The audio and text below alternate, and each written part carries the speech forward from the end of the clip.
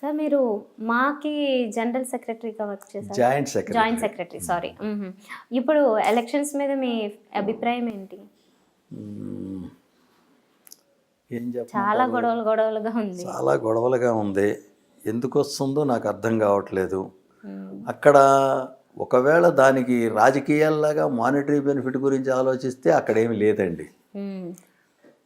ఫైనాన్షియల్గా ఏ రకమైన బెనిఫిట్ లేదు. దాని సర్వీసే తప్ప, సర్వీస్ మోటోయే తప్ప ఇంకేం లేదు. మ్మ్. నేను మొట్టమొదటిలో ఇండస్ట్రీకి వచ్చిన తర్వాత కొత్తలో ఏం చేశానంటే మామూలుగా అసోసియేట్ మెంబర్ అవుతానని చెప్పని కట్టి చేస్తే ఒప్పుకోము మేము, నువ్వు లైఫ్ మెంబర్ అవ్వాల్సిందే అని చెప్పని మురళీమోహన్ గారు, ఏవిఎస్ గారు, మహర్షి గారు నా చేత బలవంతాన లైఫ్ మెంబర్షిప్ చేశారు. మ్మ్.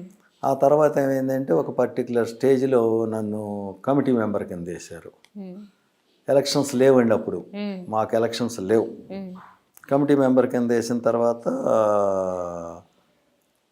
మళ్ళీ కొద్ది రోజుల్లోనే జాయింట్ సెక్రటరీ ఇదైతే చిరంజీవి గారు అక్కడ మీటింగ్ కండక్ట్ చేసి నువ్వు ఇట్లా చేయాలి అని చెప్పానన్నారు. తప్పనిసరిగానండి అన్న. అదే టైంలో ఏవిఎస్ గారు కూడా ఏమన్నారంటే, మీరు ఆఫీస్లో పనిచేశారు కదా, అసలు ఆఫీస్ ప్రొసీజర్ ఇక్కడ కొంచెం సెట్ చేయండి అని చెప్పని అన్నారు. అప్పుడు ఒక్క అమ్మాయే పనిచేసేది పాపం. సరే నేను సెట్ చేసాం మొత్తం, ఫైలింగు అంత నెంబర్లు, దానికి ఒక పద్ధతి. అప్పుడే మేము అంతా ఈ మా మెంబర్షిప్ నంబర్లు ఇయటము, లైఫ్ మెంబర్ అయితే ఎల్ పేరులో మొదటి అక్షరం దెన్ నంబర్ అట్లా. అయితే తర్వాత ఏమైందంటే నన్ను ఒక పర్టికులర్ స్టేజ్లో శివాజీ రాజా కూడా అడిగాడు, అతను సెక్రటరీకి చేస్తున్నప్పుడు,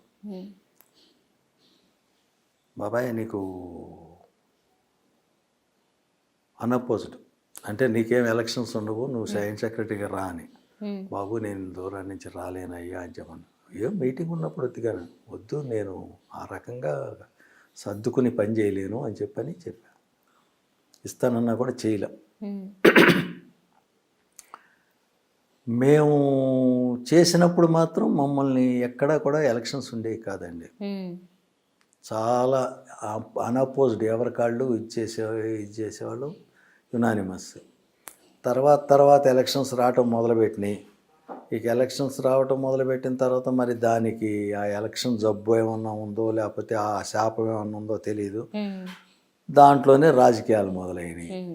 ఇప్పుడు ఇక పరిస్థితి ఏంటంటే దాదాపు పీక్కి వెళ్ళిపోయింది. దాని గురించి కామెంట్ చేయటం కూడా తప్పే ఒక రకంగా, ఎందుకంటే మాతృ సంస్థ అది. మరి దాన్ని నేను చేస్తా అని అంటున్నారు కాబట్టి ఎవరు చేస్తారో చూసి వాళ్ళని ఎన్నుకుంటే సరిపోతుంది.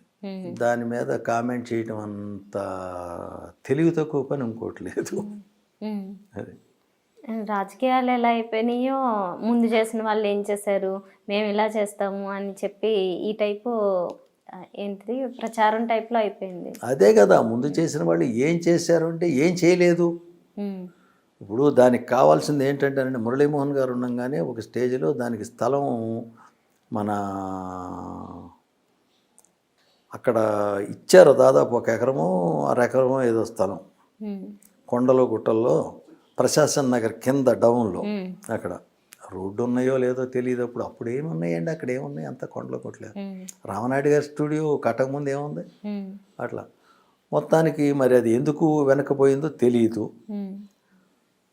ఇప్పుడు ఏమన్నారంటే ఒక స్టేజ్లో ఏం చేశారు, ఉన్న డబ్బు దాన్ని వాడకపోతే దాని మీద ట్యాక్స్ పడుతుంది అని చెప్పని శ్రీనగర్ కాలనీయో అటుపక్క అక్కడ కింద వేరే వాళ్ళది, పైన ఏదో కొన్నారు వీళ్ళు, లేదా కింద వీళ్ళదో ఏదో. ఆ ఆఫీస్ కూడా నేను చూడలే ఎప్పుడు. దాన్ని కొన్నాళ్ళ పాటు రెంట్కి ఇచ్చారు వేరే వాళ్ళకి. మరి ఇప్పుడు అది ఏ పరిస్థితిలో ఉందో తెలియదు. అమౌంట్ మొత్తం దాని మీద బ్లాక్ అయిపోయి ఉంటుంది, ట్యాక్స్ పడుద్ది అనేది. అదే టైంలో ఎక్కడైనా పక్కనే స్థలం కొనున్నా సరిపోయి ఉండేది మా తరఫున.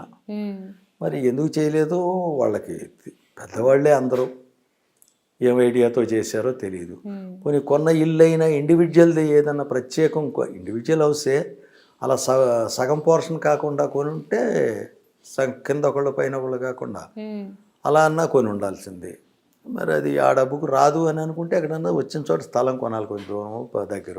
ఉమ్, అది పరిస్థితి. మరి ఇప్పుడు ఎవరికి వాళ్ళు మేము కట్టిస్తాము, మేము చేస్తాము, మాకు సొంత బిల్డింగు ఎక్కడ కడతారు? ఎక్కడ ఉందండి దగ్గరలో? ఇంపాసిబుల్. అంత తేలిగ్గా జరిగే పని కాదు. ఎన్ని కోట్లు కావాలి? నేను అనుకోవడం ఇప్పుడు 10 కోట్లు పెట్టినా అక్కడేం స్థలమే ఎంత అవుతుంది, ఇల్లు కట్టడానికి ఎంత అవుతుంది, ఎలా కట్టాలి, దానికంతా చాలా. కాబట్టి అది మరి ఎంతవరకు ఫీజిబుల్ ఉందో తెలియదు. ఉమ్, కాకపోతే ఒకే ఒక్క ఇదేమిటయ్యా అంటే, నేను ఒక 6 ఏళ్ల దాదాపు 3 టర్మ్లు జాయింట్ సెక్రటరీగా చేశాను.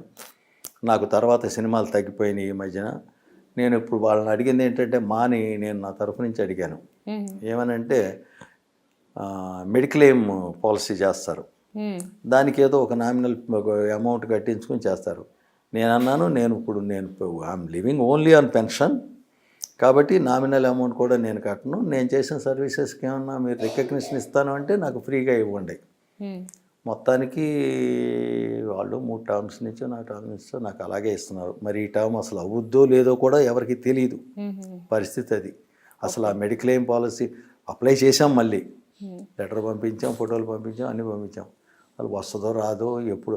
ఆ డేట్ అయితే అయిపోయింది, జూన్ 21 అయిపోయింది నా లెక్క ప్రకారం. ఉమ్, మరి ఇప్పుడు ఏంటో పరిస్థితి తెలియదు. ఓకే.